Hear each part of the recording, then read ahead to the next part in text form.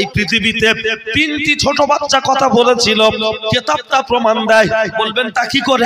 একটি বাচ্চা হলো আপনারা ক্যাসেট খুব শুনেছেন, আজ মনে নাই। মনে না থাকার কারণ হলো বক্তারা শুধু বলে বলে চলে যায়, লোক বলে সুবহানাল্লাহ, আর কি সুন্দর দুটো গজল বলে, পুরো ফেয়ার লাভলি মতো। কাঠ দেখবেন কোন জায়গায় ভোগা থাকলে, ফুটো থাকলে ওতে একটু আঠা দিয়ে আর কাঠের কুচি ঢুকিয়ে দিয়ে সুন্দর করে পালিশ করে রং করে দিলে আর বোঝা যায় না। বক্তা কি বক্তব্য করলো দেখার দরকার নাই, শুধু বলছে বাবারা বাবারা বাবারা বাবারা বাবারা। কি বলবো নবীর দুঃখের কথা, কি দুঃখ যদি বল। লাস্টে দুটো গজল বলে দিয়ে কি সুন্দর পালিশ করে দিয়ে চলে যাচ্ছে, বলছে বিশাল বড় বক্তা, ওই জন্য মনে থাকে না। বলবেন তা কি করে? ইউসুফ জুলাইকার কাছে শুনেছেন না শোনেননি? বহুত শুনেছেন, 15,000 টাকা ভিজিট দিয়ে লোক শুনেছে, কিন্তু প্রেম কাহিনীটা শুনেছে, শিক্ষণীয় বিষয় পায়নি। বলবেন ওতে কি শিক্ষণীয় বিষয় আছে? অনেকগুলো আছে। তার মধ্যে একটা হলো এই নেতাদের গাড়ির সামনে দেখবেন একটা হুইসেল বাজে, এমপি এমএলএদের গাড়ির সামনে ভিআইপি লোকেদের পি পা টো টা টো টা টো টা। কি ব্যাপার? বলছে এলএমএলএ যাচ্ছে সরে যাও। এই যে সিগন্যালটা, এই হুইসেলটা, এর উৎস কোথা থেকে? হযরত নবী ইউসুফ আলাইহিস সালামের আপনার জীবনী দেখলে দেখা যায়, সূরা ইউসুফের তাফসীর দেখলে ওখান থেকে পাওয়া যাবে। বলবেন আছে? হ্যাঁ, সম্ভব হলে দিচ্ছি, বসুন। আর এই যে সিআইডি তদন্ত, সিবিআই তদন্ত হয়, এই সিআইডি তদন্ত, সিবিআই তদন্তের উৎস কোথা থেকে? ওই সূরা ইউসুফের তাফসীর দেখলে পাওয়া যাবে, এখনই বলবো। শুধু তাই নয়, লক্ষ্য করলে দেখতে পাওয়া যায় মেয়েরা যে টিপ কপালে দেয়, জীবনের প্রথম টিপ পড়েছিল কে? দেব কোয়েল পায়েল প্রীতি জিনটা। আমাদের বাড়ির বউদের পছন্দ কোনটা? টিপ পরা তো মুসলমানদের জন্য হারাম। টিপটা হলো পতিতাদের সিম্পটম, যারা দেহ ব্যবসা করে এটা তো তাদের সিম্পটম। তুমি মুসলমান বাড়ির মেয়ে, তুমি মুসলমান বাড়ির বউ, চিনতে পারে না কেউ তোমার যা চিরি, কেউ তো বে করতে চায় না ফিরি। তোমার যা ভাব দেখলে মনে হবে 2.5 টাকার হাফ। এই বুড়ো বয়সে বে হলো না ফিরি। আর এখন দুটো বাচ্চার মা হয়ে যাওয়ার পরে এখন বাজারের ভিতরে, পাড়ার ভিতরে পুরো একদম রাস্তার রাজা। যেমন টাকি রোডের রাস্তার রাজা হলো না লরি, আর বর্তমান জলসার মেলার বাজারের রাজা হলো নারী। রাস্তায় যেমন টাকি রোডে লরি কাউকে সাইড দেয় না ছোট গাড়িদের, বর্তমান মেলায় গিয়ে দেখুন মেয়েরা কাউকে সাইড দেবে না। বসিরহাট কোর্টে চলে যাবেন উকিলের চাপ, রেলগেটে যাবেন টোটোর চাপ, পাড়ার ভিতরে ঢুকবেন মহিলাদের চাপ, কোথায় যাবেন বাপরে বাপ, সব এক। ভালো করে দেখ, লক্ষ্য করলে দেখতে পাওয়া যায় ও ছেলেরা, ও নওজোয়ান যুবকেরা বলতে গেলে অনেক কথা সাইডে বেরিয়ে যায়। মেয়েরা মাথার চুল আঁচড়ালে চিরুনিতে যে চুলগুলো এক্সট্রা ছিঁড়ে ছিঁড়ে চলে আসে, বিক্রি হয় কি হয় না? পরনের শাড়ি পুরাতন হয়ে গেলে বিক্রি হয় কি হয় না? বালা পশলা কিনে নিচ্ছে, গামলিওয়ালা কিনে নিয়ে গামলি দিয়ে যাচ্ছে। বলুন একটা গাছের যদি পাতার এত দাম হয়, গুড়ির দাম আছে না নাই? শাল পাতার বাসন তৈরি হয়, তাই পেলে বিক্রি হয়, আমরা খেয়েছি। তাহলে শাল গাছের গুড়ির দাম বেশি না কম? অনেক দাম। কিন্তু বলুন একটা মেয়ের মাথার চুল বিক্রি হয়, পরনের ছেঁড়া শাড়িটা বিক্রি হয়, পায়ের জুতোটা বিক্রি হয়, কিন্তু ওকে কেউ ফ্রিতে নেয় না। তখন পার্সেল করে দিতে হচ্ছে গাড়ি। আমার বোন যাচ্ছে ওর বাড়ি, তা না হলে হয়ে যাচ্ছে বাড়াবাড়ি। আর যদিও ফোনে যোগাযোগ করে বিয়ে হয়, 6 বছর পরে দেখো বিশাল অশান্তি। কি ব্যাপার? বোনকে বাড়ি রেখে ও মেটিয়াপুলিশ আবার বে করেছে দিল্লি কেরালায় গিয়ে। তার কারণটা কোন জায়গায়? এটা তো আপনাকে বুঝতে হবে। চলুন, শুধু তাই নয়, কথায় কথা বেড়ে যাবে। ও ছেলেরা, বউ আমার পড়বে ও, দেখবো আমি। মেয়েদের হাতে এরকম একটা জিনিস থাকে যেটা হলো ব্যাগ। কি নাম? ভ্যানিটি নয়, আমি নাম দিচ্ছি শয়তানি ব্যাগ। ওই ব্যাগে দেখবেন এরকম খুললে আয়না থাকে না আয়না। হঠাৎ দেখবেন রেলগেটে, অটো, টোটো, বাসে, ভ্যানে বসে আমি ভাবি ব্যাগটা খুলে, আরে বউ আমার পড়বি তুই, দেখবো আমি তো চেহারার দিকে তাকিয়ে হাসবো, আমল নামায় সওয়াব উঠবে। কিন্তু না, যা দেখছে টোটোওয়ালা। স্বামী যদি বলে একটু মাথার চুলটা বাঁধো, চুপ করো, বুড়ো বয়সে ঢং করছো। কিন্তু না, যখন বাচ্চাকে নিয়ে স্কুলে যাচ্ছে দেখবেন স্কুলের পাশের দোকানদারের সাথে ভাবির বিশাল ভাব। আমরা কি বুঝি না? সব বুঝি, কিন্তু মাথায় টুপি আর মুখে দাড়ি। বললে বলে মৌলী সাহেবের নজর খারাপ। না না না, লক্ষ্য করলে দেখতে পাওয়া যায় মৌলী সাহেব যদি জোরে যায় বলে হুজুর দাওয়াত আছে নাকি, যদি আসতে যায় বলে খেয়েছো নড়তে পারো না, যদি মাথা নিচু করে যায় বলছে বাবা বিশাল গ্যাবিট হয়ে গেছে, মাথা যদি উঁচু করে যায় বলে চাউনি খারাপ, লাদেনের বস শুধু দেখে। তারপর মৌলী সাহেব যা করবে সব দোষ। লক্ষ্য করলে দেখতে পাওয়া যায় কথায় কথা পারবে না। না না, চলুন মেয়েদের এই কথাটা বলার জন্য কোরআনের আয়াতটা দিয়ে সিল করে দিচ্ছি। অকরনা ফি বুয়ুতিকুন্না ওয়ালা তাবাররুজনা তাবাররুজাল জাহিলিয়াতিল উলা। ও নারী জাতেরা, তোমরা কোলার খোলা ছাড়িয়ে অর্ধ উলঙ্গ হয়ে বর্বরতা যুগে নারীদের মতো ঘুরবে না। মা মায়ের মতো পোশাক পরো, বুনবুনের মতো পোশাক পরো, কিন্তু কোনটা প্রতিমা কোনটা ফতেমা বোঝা যায় না। আপনি মাছ কিনেছেন, মাছ পোনা মাছ রুই মাছ কিনে বাড়ি নিয়ে এসেছেন, আপনার স্ত্রী আমার মা মাছটাকে পিস পিস করে কেটে ধুয়ে ঘষে সুন্দর করে রান্নাঘরে রেখে দিয়ে বাইরে কলের ধারে একটা কাজ করছে। হঠাৎ একটা বিদেশি মেহমান চলে আসলো, এসেই বলছে ম্যাও ম্যাও। আপনার স্ত্রী আমার মা তার মস্তিষ্কটা রান্নাঘরের দিকে যাবে কি যাবে না? এই ছেলে দেখ দেখ দেখ দেখ, মাছ মনে হয় বিড়াল খেয়ে নিল, দেখ দেখ আমার হাতে কাদা, আমি চুলে লেটা দিচ্ছি, দেখ দেখ। লক্ষ্য করলে দেখতে পাওয়া যায় মা তখন জোরে জোরে বলছে মাছটাকে নিয়ে ফ্রিজে ঢোকা, মিটকেশে ঢোকা।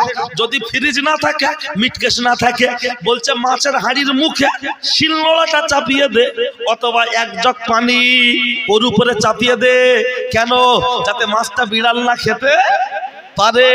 বলুন বলুন বলুন, মাছের হাঁড়ির ঢাকনাটা যদি ভারী কিছু চাপানো থাকে বিড়াল আসবে, সাইডে ঘুরবে বলে ম্যাও ম্যাও ম্যাও ম্যাও, দুবার চারবার ডেকে ডেকে আস্তে আস্তে চলে যাবে। আর চট করে বিড়াল মাছের গন্ধ পেলে আর আসবে না না। কিন্তু রুই মাছের কেজি 200, পোনা মাছের কেজি 150 টাকার পোনা মাছ বিড়াল খেয়ে নেবে। তার জন্য যদি ফ্রিজে ঢোকাতে হয়, আপনার মিটকেশে ঢোকাতে হয়। আজকে যাদের বাড়ির মেয়ে বউগুলো মাছের মতো চড়ে চড়ে বেড়াচ্ছে, আর এপাড়া ওপাড়া এ গ্রাম ও গ্রাম থেকে কিছু বিড়াল এসে ঘুরছে, কি করে না পিছনে এসে ঘুরছে আর বলছে ম্যাও ম্যাও, ফোন নাম্বারটা দাও দাও। মেয়ের মা বলছে আও খাও, গল্প করে যাও, তুমি তো ওই পাড়ার ছেলে, ভয় কাকে পাও? ম্যাও আও খাও, গল্প করে যাও। বলুন বলুন বলুন, সামান্য 200 টাকার মাছ বিড়াল খেয়ে নেবে। তার জন্য যদি ফ্রিজে ঢোকাতে হয়, সামান্য 150 টাকার মাছ বিড়াল খেয়ে নেবে। তার জন্য যদি ফ্রিজে ঢোকাতে হয় 50 টাকা চিনির কেজি কৌটো ঢোকাচ্ছে, বলছে দেখি শালা পিঁপড়ে কি করে যায়। যখন কৌটোর মুখ টাইট হচ্ছে না, এরকম একটা কাগজ মুখে দিয়ে বলছে দেখি পিঁপড়ে কি করে যায়। বলুন একটা 1 কেজি চিনির কৌটোর ভিতরে 1.5 লাখ যদি পিঁপড়ে ঢোকে, সব খাবে, কিন্তু কৌটো নিয়ে যেতে পারবে? তাহলে 50 টাকা চিনি বিড়াল খেয়ে নেবে। তার জন্য যদি আপনাকে আমাকে কৌটোর মুখে ছিদ্রটা আটকাতে হয়, 150 টাকার মাছ বিড়াল খেয়ে নেবে। তার জন্য যদি মাছটা ফ্রিজে দিতে হয়, আপনার মেয়ে আমার বোন, আপনার স্ত্রী আমার মা, তার রূপ যৌবনের মূল্য ও কি 50 টাকা চিনির থেকেও কম? 5 টাকার আইসক্রিমের থেকেও কম। 5 টাকার আইসক্রিম বিয়ে বাড়ি থেকে দাদু হাতে করে নিয়ে এসে বলছে ফ্রিজে দাও, ফ্রিজে। কেন? বলছে আমার নাতি স্কুলে আছে, বাড়ি আসলে খাবে, বাইরে থাকলে গলে যাবে। তাহলে 5 টাকার আইসক্রিম গলে যাবে। তার জন্য যদি দাদু ফ্রিজে এনে ঢোকায়, বলুন গলে যাবে কি? হাওয়া লাগলে নরম হয়ে যাবে, গলে যাবে, সুজি রান্নার মতো নরম হয়ে যাবে। বলুন বলুন বলুন, আমার বক্তব্য তাহলে আমরা স্বপ্নার চিনির গুরুত্ব বুঝেছি, আমরা আইসক্রিমের গুরুত্ব বুঝেছি, মাছের গুরুত্ব বুঝেছি, আর আমরা মায়েদের ইজ্জত সম্মানের গুরুত্ব বুঝলাম না তাদের রূপ যৌবনের মূল্য কতটা। যেখানে আল্লাহর কোরআন বলেছে, যেখানে আল্লাহর নবী বলেছেন দুনিয়া কুল্লুহা মাতাউন ওয়া খায়রুল মাতিনাতু সালিহা, গোটা পৃথিবীর মধ্যে উত্তম ভোগের জিনিস হলো নারী। নারী হলো গুপ্তধন, তাকে ঢেকে রাখা প্রয়োজন। কিন্তু নারীকে ঢাকি না। 10,000 টাকার মোবাইল, সামনে একটা কভার, পিছনে একটা কভার, হাত ঘষলে দাগ হবে, পড়লে ভেঙে যাবে। তার জন্য যদি 2টো কভারের দরকার হয়, যাদের বাড়ির মেয়েরা ড্যাং ড্যাং ড্যাং ড্যাং করে বাজারে ঘুরছে, যাদের বাড়ির যুবকেরা ষাঁড়ের মতো বাজারে ডং দিচ্ছে, তাদেরকেও ভালো করে গাছ করে রাখার দরকার আছে না নাই? গরু গরু গরু, ছাগল ছাগল ছাগল, যখন দেখবেন কথা শোনে না, চারিদিকে যখন চাষ হয়, গরুর মুখে এরকম একটা লাগিয়ে দেয়, কি বলে খুশি খুশি তাই তো, খুশি খুশি যা হয় হোক, গেঁজে যে যা বলে বুঝে নেন, লাগিয়ে দিচ্ছে। কেন চাচা? বলে বাবা গ্রামে সবাই টিএমসি করে, আমি একা কংগ্রেস করি বাবা, আমার গরু যদি ওদের খেতে পড়ে যায় বিচার খুব করা হবে। কিন্তু বলুন দুনিয়ায় যদি এক কাটা জায়গা সবজি ক্ষেত নষ্ট করে গরু ছাগল গ্রামে বসে মীমাংসা করে নেওয়া যেতে পারে না? এত টাকা খরচা ক্ষতি করেছে, 2000 টাকা নে ভাই, আল্লাহ রাস্তাতেই মাফ করে দে, হবে কি হবে না? বলুন গরু কথা শোনে না, ছাগল কথা শোনে না, তার মুখে খুশি, গেজে গলায় দড়ি, সিংহে দড়ি, ফোঁটা বড় মেরে দিচ্ছে, মুগুর দিয়ে ঢুকিয়ে দিচ্ছে। গরু চতুষ্পদ জন্তু, কথা না শোনার জন্য তার গলায় যদি দড়ি দিতে হয়, আপনার ছেলে, আমার ভাই, আপনার মেয়ে, আমার বোন, তাকে মানুষ করার সময় তার গলায় শরীয়তের দড়িটা দেওয়ার দরকার আছে না নাই? 4 বছরের বাচ্চা এমনি ঘুরছে, আর তার বাপ বলছে কাবি খুশি কাবি গাম, কোথায় গেলে বাবু ঋত্বিক রোশন, গাড়ি চালাচ্ছে হিরো হুন্ডা, নিজেকে মনে করছে বিরাট বড় গুন্ডা, সামনে নিচ্ছে ঝান্ডা, পিছনে আছে ডান্ডা, ও দাবি করছে নাকি আল্লাহর বান্দা। অথচ লক্ষ্য করলে দেখতে পাওয়া যায় ও ছেলেরা, ও নওজোয়ান যুবকেরা, শুনে রেখে দেন, জেনে রেখে দেন, এই পর্দা একটা করে যদি আমি আপনার মাঝে তত্ত্ব তুলে ধরি, কান বুঝে যাবে, খেয়াল করুন, জ্বলে যাবে। একটা মেয়ে মারা গেলে 5টা কাপড়ের কাপড় দিচ্ছে, ওরে জ্যান্ত অবস্থায় 12 হাত শাড়ি যার গায়ে কুলোয় না, 12 হাত শাড়ি যার গায়ে কুলোয় না, আর সে মারা যাওয়ার পর 5টা কাপড়ের কাপড়, এ কি পান্তা ভাতে ঘি খাওয়া? অন্তত আজকের যা দেবো আমার এরা দাওয়াত করবে, আর করার দরকারও নেই। মনে রাখুন ভাই ও বাবাজি, আমি আপনার মাঝে বলতে চাই, আগেকার মানুষ তুলনামূলক হাইটে বেশি ছিল না এখনকার মানুষ হাইট বেশি? আগে বেশি ছিল। আগে শাড়ি ছোট ছিল না বড় ছিল? ছোট ছিল।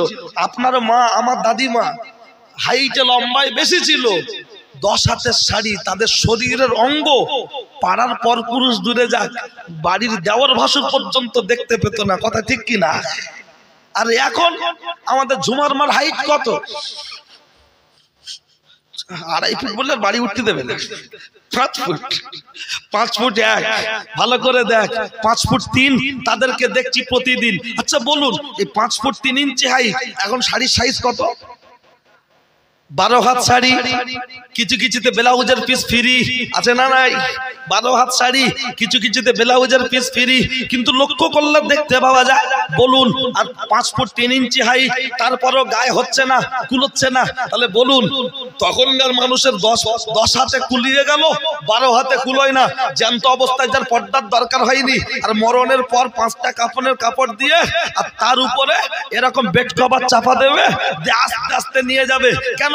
যার জ্যান্ত অবস্থায় পর্দার দরকার হয়নি, আর মরণের পর 5টা কাপড়ের কাপড়, তার উপরে বেড কভার। এ নীতি কোথায়?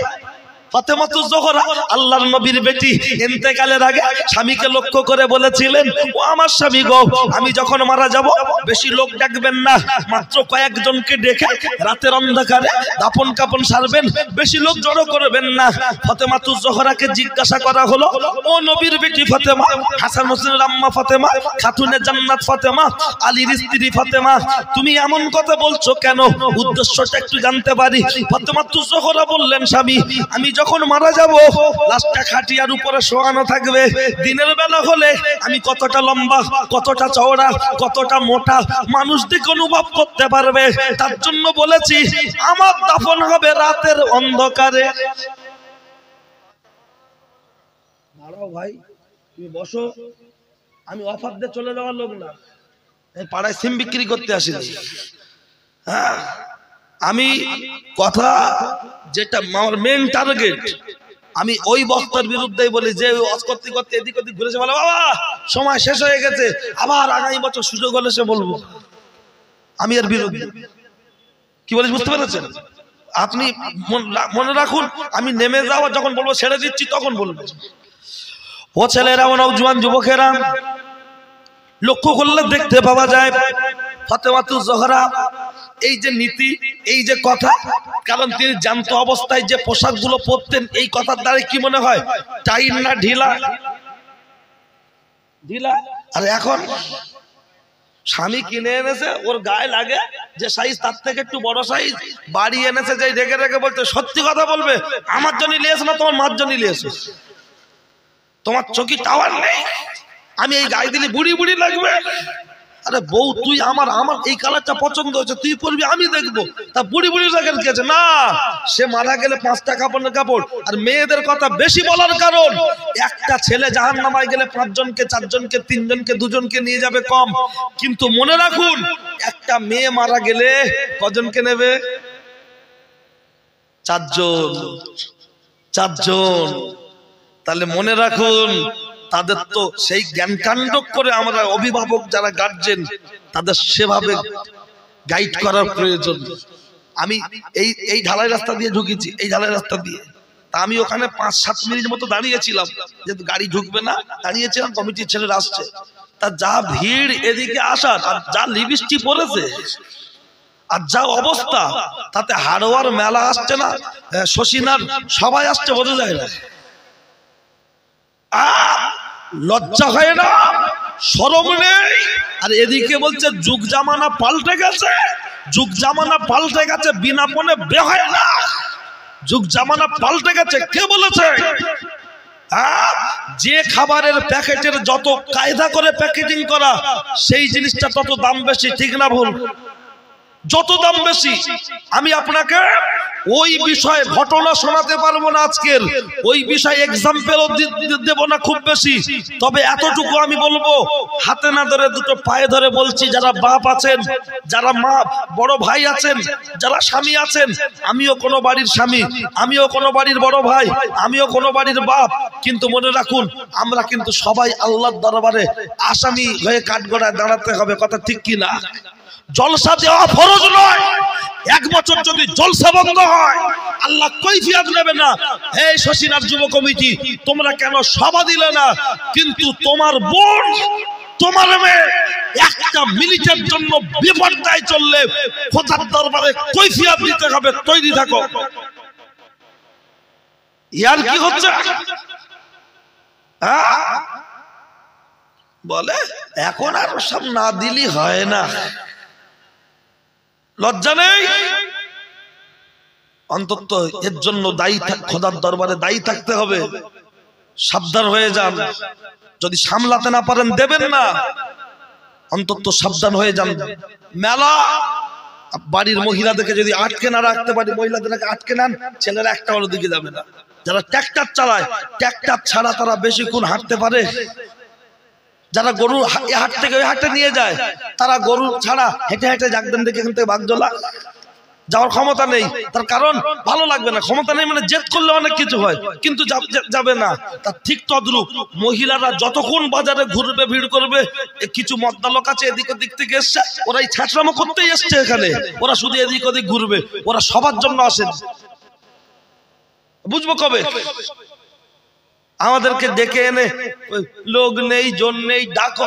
এখন তো আলহামদুলিল্লাহ প্যান্ডেল যথেষ্ট লোক আছে, কিন্তু কেন একত্রে এগুলো হয়? জলসা মেলা হবে না, লোক কম থাকবে, মনে করবো নাই থাক, যে কটা আছে সলিড। চলুন, কথা প্রসঙ্গ বলতে বলতে আমি আজকের হয়তো একটু বলেছি, আগে খুব বলতাম, মাঝখানে একটু কমিয়ে দিয়েছিলাম, কিন্তু দেখলাম যে না বললে অন্তত আল্লাহর দরবারে নাজাত নেই। তো যতটুকু পারি আমি আমার বিদ্যা বুদ্ধির দ্বারাই চেষ্টা করি প্রতিবাদ করার, বাকি মর্জি আল্লাহর। ও ছেলেরা, নওজোয়ান যুবকেরা, ও আমার মুরব্বিয়ান বাপ, অন্যায় হলে আমার করে দেবেন মাপ। আমার নাম সাদ্দাম, আমার নেই কোনো দাম, কথাগুলো হবে টাইগার বাপ, শুনলে আসবে অনেক কাম, দিতে পারবো না আপনাদের সময়ের দাম। আমি ছেলে আমজাদ, অত সহজে কোনো ওয়াজ দেব না বাদ, কারণ আপনারা আমজাদ হোসেনের বক্তব্য অনেক শুনেছেন। তারকেশ্বর বাগবাড়ি ফুরফুরা শরীফ মসজিদের ইমাম ছিলেন, তার বক্তব্য আপনারা অনেক শুনেছেন।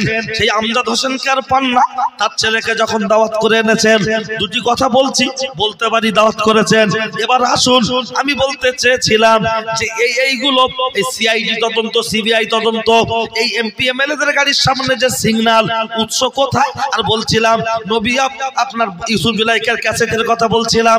আমি ঘটনা বলে সময় নষ্ট করব না, তার থেকে শুধু রসটা নিচড়ে দেবো, টুক করে গিলে নেবেন, আগ চিবাতে দেবো না।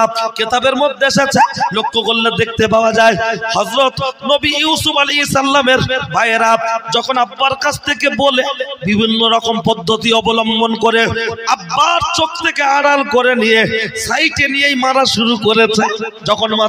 যখন মারছে তখন জিজ্ঞাসা করা হচ্ছে, জিজ্ঞাসা করছে, ও ভাইয়েরা তোমরা আমাকে কেন আঘাত করছো, আমাকে কিসের জন্য মারছো? চুপ কর। খানিকটা পথ যেতে যেতে ভাইয়েরা যুক্তি করছে, কেউ বলছে মার্ডার করে দেয়া হোক, মেরে দেয়া হোক। ওদের মধ্যে যে বড় ভাই তার নাম হলো ইয়াহুজা, সে বলল না না না না না, মার্ডার করে দেওয়া যাবে না, মার্ডার করা যাবে না। এক কাজ করা হোক, একটা কুয়ার ভিতরে কে ফেলে দেয়া হোক, ফেলে দেয়া হোক, তাতেই পড়ে থাকবে। খুঁজতে খুঁজতে খুঁজতে খুঁজতে একটু কুয়ার ভিতরে যখন ফেলে দেয়া হলো রে, দিয়ে এরা ওই গায়ের জামাটাকে নিয়ে আপনার বকরির রক্ত মাখিয়ে, ছাগলের রক্ত মাখিয়ে সুন্দর করে নিয়ে আব্বার কাছে এসে বলছো, আব্বা আব্বা আব্বা, এই দেখেন আপনার সেই ছোট ছেলে ইউসুফ, আপনার অত্যন্ত প্রিয়, তাকে এইরকম দেখেন কি অবস্থা, বাঘে খেয়ে ফেলেছে, এই নাম তার জামা, এই দেখেন তার রক্ত। আব্বা ওই জামাটা হাতে করে তুলে নিয়ে, হাতে করে নিয়ে নাকের সামনে শুকে বলেছিল, ওরে জামাটা ইউসুফের গায়ের, ঠিকই কথা, রক্তটা ইউসুফের গায়ের নয়। একবার জোরে বলুন সুবহানাল্লাহ। আর শুধু তাই নয়, আমার ইউসুফ মরেনি, তোরা মিথ্যা বলছিস। ওগো আল্লাহ, যেখানেই থাক মরণের আগে আমার সাথে একবার সাক্ষাৎ করিয়ে দিও। এই কথাটা এলাকায় কোনো দুর্ঘটনা ঘটলে মাটি সংগ্রহ করে কেটে কেটে তুলে নিয়ে যায়, কুকুর এনে শোকায়, শোকায় না শোকায় না? কোথা থেকে এলো নিয়ম? বলবে তাই নাকি?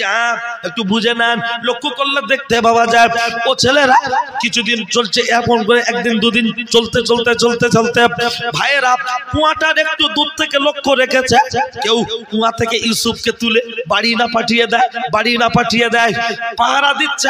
দেখলো একটা বণিক দলেরা এই রাস্তা দিয়ে যেতে যেতে পানির জন্য ওরা যেন দাঁড়িয়েছে, কিন্তু কুয়া যেই বালতি নামিয়েছে, পানির পরিবর্তে একটা সুন্দর বাচ্চা উঠেছে। এরা আনন্দ করছে। ভাইরা দৌড়ে গিয়ে বলল, তোমরা বাচ্চাটা কি করবে? বলছে আমরা বাজারে বিক্রি করব। ভাইয়েরা তখন বলছে, তোমরা যখন বিক্রি করবে, বাচ্চাটা আমাদের এলাকার বাচ্চা, কুয়ায় আমরা পাহারা দিয়ে রেখেছি, আমাদের কিছু টাকা দিতে হবে। আর ওদের মনের উদ্দেশ্য টাকা কম দিক আর বেশি দিক যেন বাড়ির দিকে না যায়, ওদিক চলে যায়। কি ব্যাপারটা বুঝতে পেরেছেন? ইউসুফ নবীও দেখে চিনতে পেরেছেন এরা আমার ভাই, এরাও ইউসুফ নবীকে দেখে চিনতে পেরেছে আমার ভাই। কিন্তু ইউসুফ নবী মনের কষ্টে পরিচয় দেননি যে আমি আমার ভাইদের থেকে এই বণিক দলেদের কাছে আমার বেশি নিরাপত্তা বলে আমি মনে করছি। আমার নবীর বয়স তখন 10.5-11। ও ছেলেরা, আমরা জওয়ান যুবকেরা, লক্ষ্য করলে দেখতে পাওয়া যায় কিতাবের মধ্যে এসেছে এমন চলতে চলতে, এমন চলতে চলতে আপনার যখন টুকটুক টুকটুক করে বাজারে নিয়ে চলে যাচ্ছে, চারিদিকের খরিদ্দার এক জায়গায় সব, চারিদিকের খরিদ্দার এক জায়গায় সব ভিড় করে ফেলেছে, চারিদিক দিয়ে ভিড় করে ফেলেছে। কত দাম, কত দাম, কে দাম দেবে রে? এমন চলতে চলতে বাচ্চাটার তৎকালীন সময় মূল্য দেয়া হলো 2500 অথবা 3000, 2500 অথবা 3000। মিশরের অর্থমন্ত্রী আজিজ দাম দিয়ে কিনে নিয়ে চলে যাচ্ছে। যেতে যেতে যেতে যেতে বাড়ির কাছাকাছি গিয়ে স্ত্রীকে লক্ষ্য করে বলছে, জুলাইখা এই দেখো, এই দেখো কি সুন্দর একটা গোলাম কিনে এনেছি। জুলাইখা বলল, আমাদের কোনো বাচ্চা নাই, একে গোলাম বলো না, ইয়ে হলো আজ থেকে আমাদের বাচ্চা, লালন পালন করব। যাও সুন্দর করে। চলতে চলতে চলতে চলতে, আমি সংক্ষেপ করে বলছি, আগেই বলেছি টেনে টেনে বাড়াবো না, নির্যাসটুকু দেবো, যেখান থেকে শিক্ষণীয় বিষয় একটা দেবো বলেছিলাম। লক্ষ্য করলে দেখতে পাওয়া যায় এমন চলতে চলতে চলতে চলতে ইউসুফ নবীর বয়স যখন একটু বাড়ছে, চেহারা অন্যরকম হচ্ছে, জুলাইখার মনের ভিতরে আলাদা কিছু ইচ্ছা জাগছে। একদিন ইউসুফের সাথে কথা বলতে বলতে বলল, ও ইউসুফ, আমি কিন্তু তোমাকে খুব ভালোবাসি। আমার নবী বললেন, আমি আমার আল্লাহকে ভালোবাসি। জুলাইখা ইউসুফের কথা শুনে রেগে আগুন, বলল, তুমি আমাকে ভালোবাসো না? বলছে, হ্যাঁ বাসি। কেমন ভালোবাসো?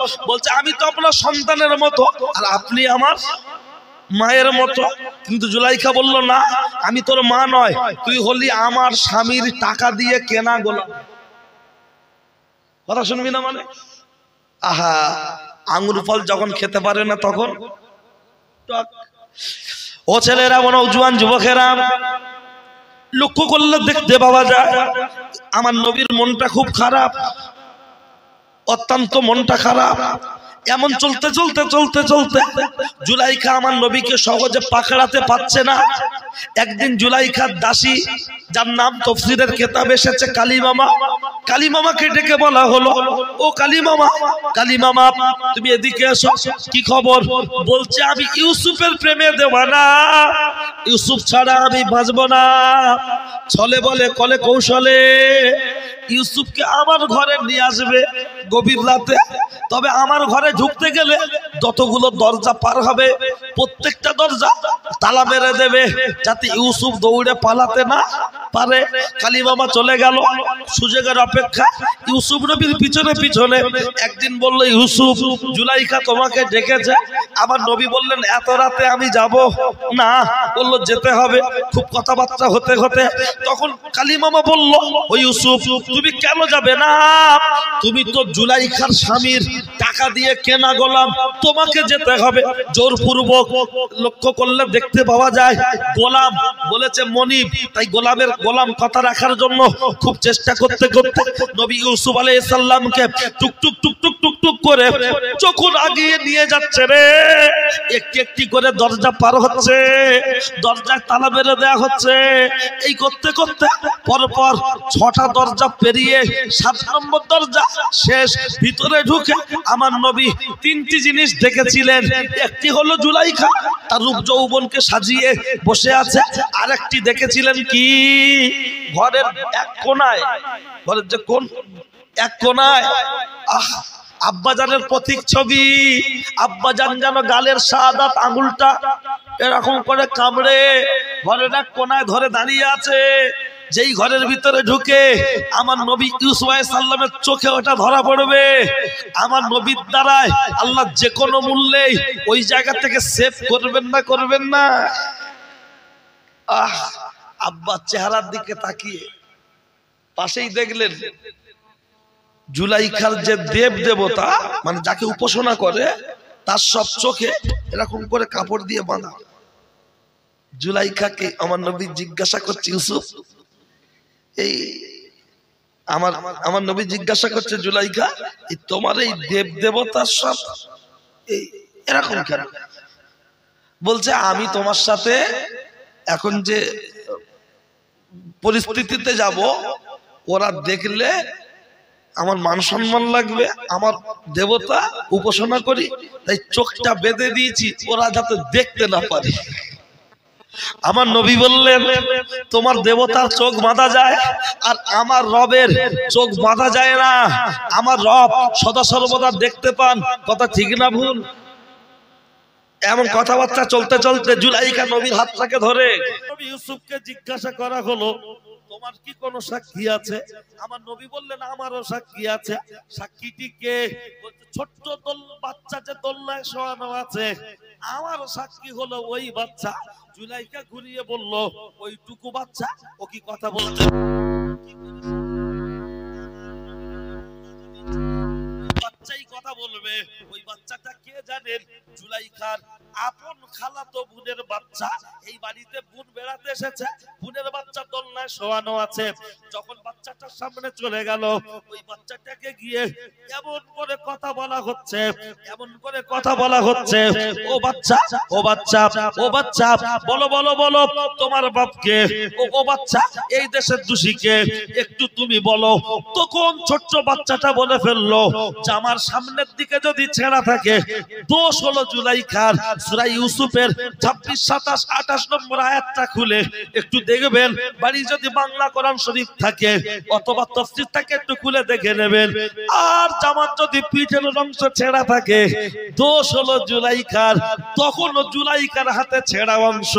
একবার জোরে বলুন সুবহানাল্লাহ। চাষশীল তান্নরা তার ভাঙলো দাঁতের গোড়ায়। বাচ্চা কথা বললো একটা, মনে আছে? হ্যাঁ, আরেকটা বাচ্চা শোয়ানো আছে, বলতে বলতে রাখলাম। চলো, ওই যে বাচ্চাটা শোয়ানো আছে, ওই যে বাচ্চাটা শোয়ানো আছে, ওই বাচ্চার সামনে দাঁড়িয়ে, ওই বাচ্চার সামনে দাঁড়িয়ে বলতে লাগলো, ও বাচ্চা বলো বলো বলো, ও বাচ্চা তোমার বাপকে বলো। কারণ তার আগে বলা হয়েছিল, ও আল্লাহর বান্দা তোমাকে করতে হবে না। ওই বাচ্চার সামনে তুমি হাজির হয়ে যাও। ওই বাচ্চার সামনে গিয়ে তোমার হাতের সাদা আঙুলটা লড়বে আর মুখে মুখে কথা বলবে। মধ্যে এসেছে, লক্ষ্য করলে দেখতে পাওয়া যায় ও ছেলেরা, ও নওজোয়ান গিয়ে যখন জিজ্ঞাসা করা হচ্ছে, ও বাচ্চা বলো তোমার বাপকে,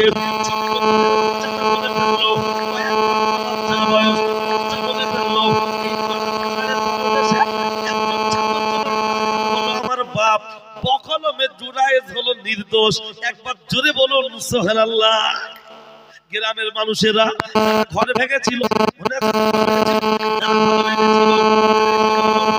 বিয়াদবি মাফ করবেন। আপনার ঘরের খুঁটিগুলো, আপনার ঘরটা খুব দারুণ করে বেঁধে দেবো, হুজুর আপনি আমাদের ক্ষমা করে দিন। হুজুর বললেন, বাবারা বাবারা বাবারা, তোমাদের তেমন কোনো ভুল নয়, ভুলটা হলো আমার। কি ভুল করেছি?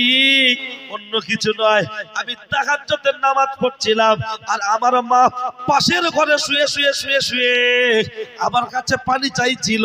আমি পানি দিতে দেরি করেছি, আমার মায়ের অন্তরে কষ্ট পেয়েছে। আল্লাহর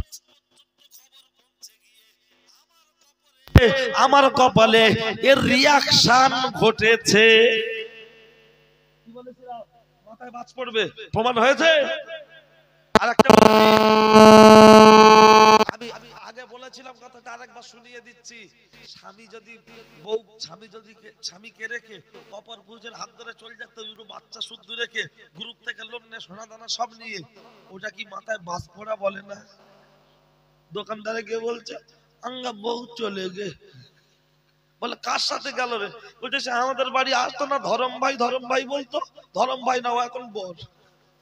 চলছে তো তাই। আর যত ধর্ম কুটুমের উৎপত্তি চলছে। চলুন ভাই ও বাবাজি, শুরু। আপনাকে আমি কি বলেছিলাম? বাপ মায়ের দোয়া বদদোয়া দুইটাই কবুল, দুইটাই কবুল। দোয়াও কবুল, বদদোয়া কবুল।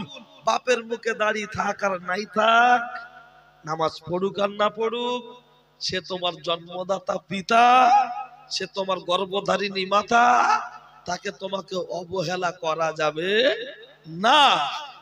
এই কথাটুকু আমি বারবার বোঝানোর চেষ্টা করেছি। হজে যেতে হবে না গরিব মানুষ, 10 টাকা তেলে ভাজা পেঁয়াজি কিনে বলবো, বাবা এলো ঠান্ডার সময় আব্বা তুমি বসে খাও। আর কি 20 টাকা পেঁয়াজি, আব্বা এটা হলো আব্বা মা তুমি খাও। আর ছেলে দুটো ডেকে দিচ্ছে, আমি দাদু নাতি দাদি একসঙ্গে বসে খাবে, আর তুমি কিনে এনে দেবে। তোমার মায়ের চেহারার দিকে তুমি খালে দিলে তাকাবে।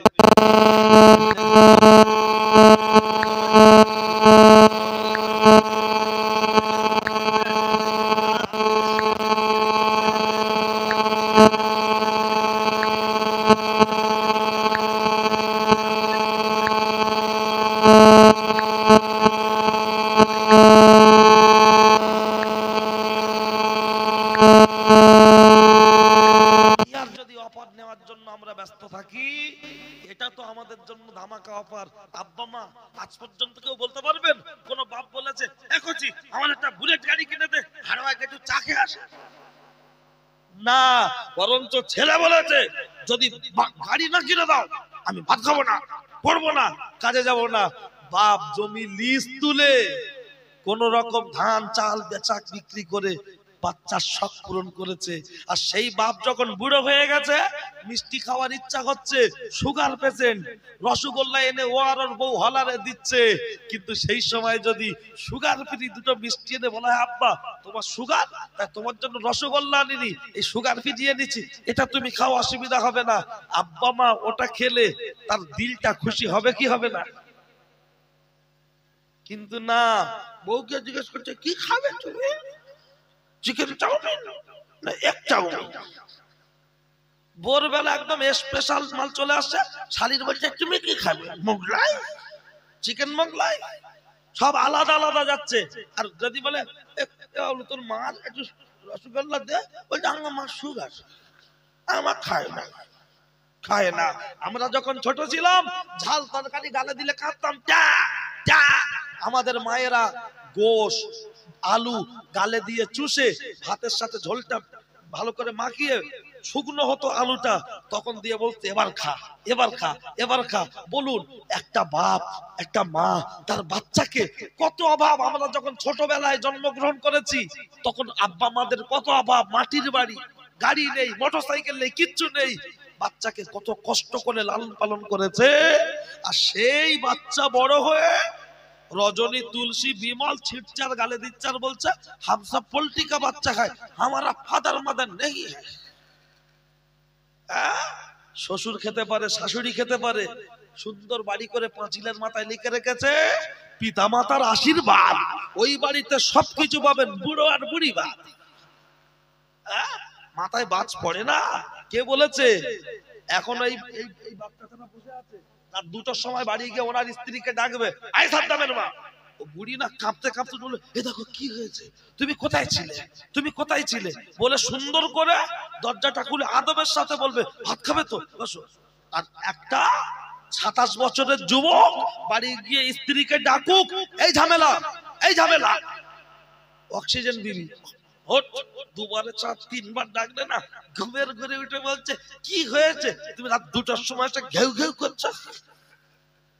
65 বছরের একজন বাপ 60 বছরের মাকে ডাকছে, বয়স হয়ে গেছে, রক্তের তেজ কমে গেছে, ঠান্ডায় কাঁপতে কাঁপতে উঠে দরজা খুলছে কত আদবের সাথে। আর আমাদের যখন ডাকছি দরজা খুলে যাও গিয়ে শুয়ে পড়ো। কেন? ওনাদের স্বামী স্ত্রীর ভালোবাসা জান্নাত পাওয়ার আশা, আর আমাদের স্বামী স্ত্রীর ভালোবাসা পোল্ট্রি মুরগি পোষা। হঠাৎ পোল্ট্রি ঘরে গিয়ে দেখো 4টে মরে শেষ, হঠাৎ কাজে গিয়েছে বাড়ি এসে শুনছে বউ পেলে গেছে, কন্ডিশনটা কি জায়গায়। যাক কথা বাড়াবো না, পরবর্তী বক্তা আসবেন। পরবর্তী বক্তা আমি টাইমের প্রতি খুব গুরুত্ব, কারণ টাইম নষ্ট করাবেন না। আর যদি বলতেই হতো তাহলে আরো 5 মিনিট আগে আমাকে বলার দরকার যে ভাই আরেকটু বলবেন। সুতরাং পরবর্তী বক্তাকে নিয়ে আসুন। ভাই ও বাবাজি, আমি 2 মিনিট 3 মিনিট ততক্ষণ কথাটা বলছি বক্তা আসা পর্যন্ত, খেয়াল করুন।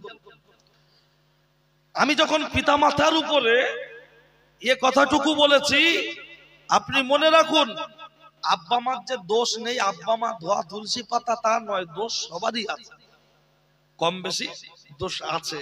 কিন্তু তারপরেও তুমি সন্তান চেষ্টা করো, মানুষের যখন বয়স হয়ে যায় মেজাজটা খিটখিটে হয়ে যায়, মায়ের বদদোয়া কত ভয়ঙ্কর। আর একটা দেখবেন ও ছেলেরা, ও নওজোয়ান যুবকেরা, কিতাবের মধ্যে এসেছে, কিতাবের মধ্যে এসেছে, লক্ষ্য করলে দেখতে পাওয়া যায় দয়ার নবী দাঁড়িয়ে রয়েছেন, একজন মহিলা এসে বললেন ইয়া রাসূলুল্লাহ, ইয়া হাবিবাল্লাহ, আমার স্বামী মনে হয় বাঁচবে না, তার জাখানদানি চলছে, তবে জবানটা তো বন্ধ হয়ে আছে, ইয়া রাসূলুল্লাহ আমি আপনার কাছে এসেছি, বিকল্প কি করা যায়? আল্লাহর নবী বললেন ও মহিলা, মহিলা, ও মহিলা, মহিলা, তোমার শ্বশুর শাশুড়ি কেউ কি জীবিত আছে? মহিলা বললেন ইয়া রাসূলুল্লাহ আমার শ্বশুর জীবিত নাই, শাশুড়ি জীবিত আছে। আল্লাহর নবী বললেন তোমার শাশুড়িকে ডেকে আনো। সামনে আনার পরে জিজ্ঞাসা করা হচ্ছে ও বৃদ্ধা জননী, গর্ভধারিণী, তোমার বাচ্চার আচার আচরণ ছিল কেমন? মা জননী বলছেন ইয়া রাসূলুল্লাহ গ্রামে 10 জন দানশীল ব্যক্তির মধ্যে আমার ছেলে একজন, আল্লাহর নবী বলছেন ও কথা জিজ্ঞাসা করিনি, আমি জিজ্ঞাসা করছি আপনার সাথে কেমন আচরণ করতো গো। তখন মা জননী ডুকরে কেঁদে উঠে বলছেন ইয়া রাসূলুল্লাহ, খুব খারাপ ব্যবহার করতো, খুব জঘন্য ব্যবহার করতো। আল্লাহর নবী বললেন বাবা আলী, জলদি করে যাও না চলি, কিছু শুষ্ক কাঠ নিয়ে এসো। আল্লাহর নবীকে মা জিজ্ঞাসা করছেন ইয়া রাসূলুল্লাহ, ইয়া হাবিবাল্লাহ, আপনি কাঠটা নিয়ে কি করবেন? বলছে কাঠটাকে সাজিয়ে আগুন ধরিয়ে দেব, আগুন দাউ দাউ করে জ্বলবে, ওই আগুনে তোমার বাচ্চাকে নিক্ষেপ করা হবে। মা জননী কাঁদতে কাঁদতে বলছেন ইয়া রাসূলুল্লাহ, আমি বাচ্চার জন্য জীবন দিতে রাজি আছি, কিন্তু আমার বাচ্চাকে আমি আগুনে ফেলতে দেব না। একবার জোরে বলুন সুবহানাল্লাহ। আহা, মা বলছে জীবন দিতে রাজি, বাচ্চাকে আগুনে ফেলতে দেব না। আমরা বলছি মা ছাড়তে রাজি, বউ ছাড়তে পারবো না।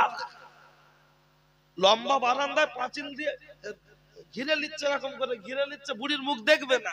আর আমার হুজুরের দাওয়াত করে বলছে হুজুর খাও, হুজুর খাও। আরে হুজুরের পেট হয়ে গেছে খাজা বাবার ডেক, হুজুরের পেট হয়ে গেছে ইন্ডিয়ার গেট, খাবে না। বলছে হুজুর চর্বি বাদে সলিড দেবো, লাও হুজুর লাও। না খাবো না। বলছে হুজুর লেগ পিস, পোল্ট্রি হুজুর দেশি, হুজুর জ্যান্ত মাছের ঝোল, হুজুর লাও লাও। ও হুজুর, হুজুর খাইয়ে জান্নাত পাওয়া। যে মানুষটা খাওয়ার জন্য ছোট ছেলের বারান্দায় বসে বসে বড় ছেলে দুতলার দিকে দেখছে, ও শ্বশুর উঠছে, ও শাশুড়ি উঠছে, ও ভাইরা ভাই উঠছে, আরে কত কি না খাচ্ছে, মা এখানে বসে বসে দেখছে আর আফসোস করছে। ও মার খাওয়ায় না, বাপের খাওয়ায় না, ও হুজুরির খেপকে জান্নাত নাকি লিখে নিয়ে। আমরা জান্নাতের ঠিকাদার নাকি? বলবে তো সে খাওয়া দিলেও বদনাম, দেওয়ার দরকার নেই, তুমি আগে মার দাও, আগে বাপের দাও। বুকি ব্যাজ লেগে বলছে আমি জলসার সেক্রেটারি, মার ভাত দাও। তবে এই জলসা কমিটি না, এরা ভালো, মার ভাত দাও। বলে হুজুর না, মা আমার সাথে কথা বলে না, অতটা সহজ। অধিকাংশ জলসা কমিটি বেনামাজি, অধিকাংশ জলসা কমিটি বেনামাজি। এমনও জলসা কমিটি আছে শুক্রবারটা পড়ার টাইম পায় না, এমনও জলসা কমিটি আছে লক্ষ্য করে দেখবেন, জলসা এদিকে চলে, এশার নামাজ মসজিদে হয়ে যায়, এদিকে হাতে একটু খৈনি যাও, কালেকশনের অবস্থা ভালো না, একদম ভালো না। ওদিকে নামাজে সমস্যা ঘুরছে, ওর নামাজ পড়ার সময় নেই, জলসার কালেকশন ভালো না, খৈনি জ্বলছে, নামাজ না পড়ে।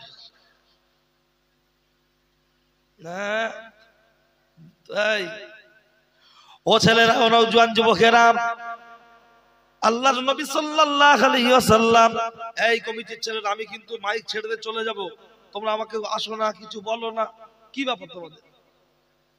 ও ছেলেরা, ও নওজোয়ান যুবকেরা, লক্ষ্য করলে দেখতে পাওয়া যায় দয়ার নবী সাল্লাল্লাহু আলাইহি ওয়াসাল্লাম বললেন মা, আপনার জন্য একটি কাজ আছে, কাজটা খুব কঠিন, আপনি কি করতে পারবেন? দয়ার নবী সাল্লাল্লাহু আলাইহি ওয়াসাল্লাম বলেছেন, মা জননী বলছেন ইয়া রাসূলুল্লাহ, ইয়া হাবিবাল্লাহ, ইয়া রাসূলুল্লাহ, ইয়া হাবিবাল্লাহ, আমি মা বাচ্চার জন্য জীবন দিতে রাজি আছি, কিন্তু আগুনেতে ফেলতে দেব না। তবে কি কঠিন কাজ আছে আপনি আমাকে একটু বলুন। দয়ার নবী বললেন, তোমার বাচ্চাকে অন্তরের অন্তর থেকে তোমাকে ক্ষমা করতে হবে, তুমি কি পারবে? মা জননী ডুগরে কেঁদে উঠে বলছেন ইয়া রাসূলুল্লাহ, আমি ওর মা, ক্ষমা করে দিলাম। বাচ্চার জন্য মায়ের কাছে কোনো কঠিন কাজ হতে পারে না, কথাটা অতি বাস্তব কথা। বাচ্চার জন্য মায়ের কাছে কোনো কঠিন কাজ নয়। বাচ্চা পেচ্ছাপ করে দিলে শীতকালে ভিজে জায়গায় শোয়া সবচাইতে কঠিন কি কঠিন নয়? সেটা আমাদের মা শুয়েছে, আমাদের মা। কেন এখন যত প্যাম্পাস পরানো বাচ্চা, ঠিক কি না?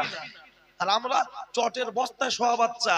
তখন প্যাম্পাস কেনার টাকাও ছিল না, দুটো তিনটে লেপ, কম্বল, ব্ল্যাঙ্কেট, তোশক, গদি, খাট, সোফা, এগুলো কেনার পয়সা আমার বাপেদের তখন ছিল না। সরাসরি মেজে একটু খড় বিছিয়ে দেওয়া বা চটের বস্তা বিছিয়ে দেওয়া, তার উপর একটা বিছানা, একটা কাঁথা, একটা কম্বল, আব্বা মা বেটা একসঙ্গে শুচ্ছে।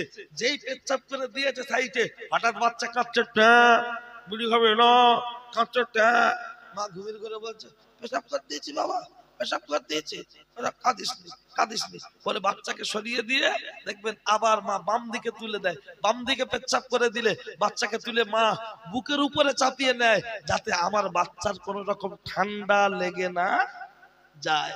আর সেই মা বয়সকালে এমনও মা আছে গো, পায়খানা করছে পেচ্ছাপ করছে তোলে না ফেলে না, কোন রকম করে চলছে। ভাই আমি যে কথাটা বলছিলাম সেই জায়গায় দাঁড়িয়ে পরিশেষে মা ক্ষমা করলো, বাচ্চার জবান আল্লাহ খুলে দিল, জোরে বলুন সুবহানাল্লাহ।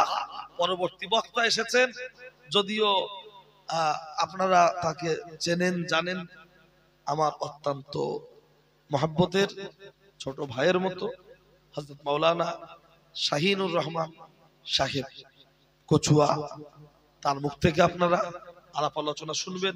আমার যেটুকু বলার টার্গেট ছিল আলহামদুলিল্লাহ আমি আমার টার্গেট পূরণ করার চেষ্টা করে